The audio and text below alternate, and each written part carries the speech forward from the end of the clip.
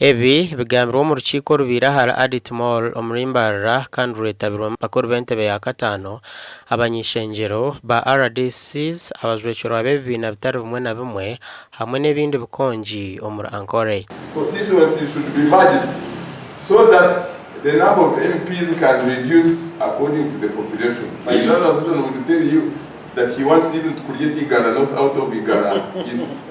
So for him, he has no problem with it. To hear affirmative action. This fix in Igara, say what the chicken. To hear this fix in Igara, Nazinga, gives money. Every woman in parliament is a voting post.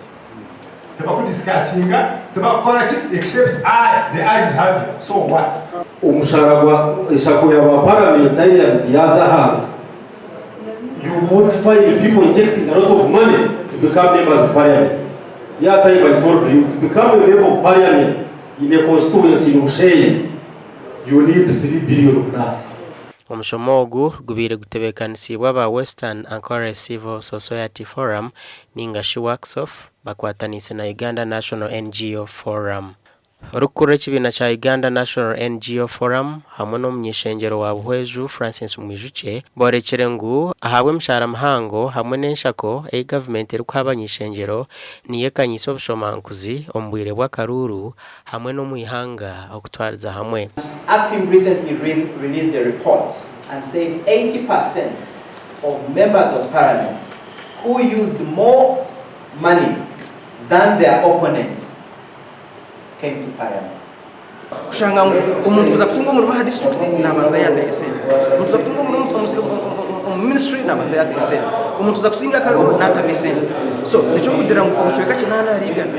Babebembezi abari mu government n'abari mu Ebitongore abaterwa karuru n'abataterwa karuru ubucweka kinana harigana nubahika umwembezo we habwenguzi.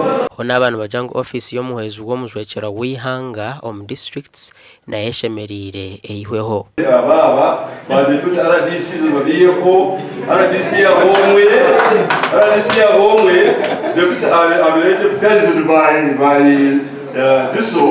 this yabataho RPC wa police abero aho they are dealing a lot of insecurity. The RDC is appointed by the president. Now, the president is the commander-in-chief, and at the same time, he's the NRM chairman.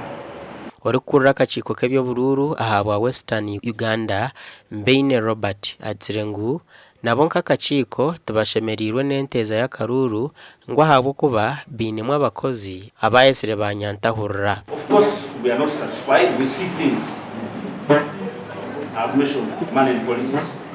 Some of the petitions, many of them, we are hit by the caliber of polling officials. We train these polling officials to do the work, but because of the cost of money in politics, you train somebody to do a job well. On polling day, the person becomes a chameleon. Ebyona bigenderera kutereza enshobi eziri mu kuteza karuru omwihanga Uganda.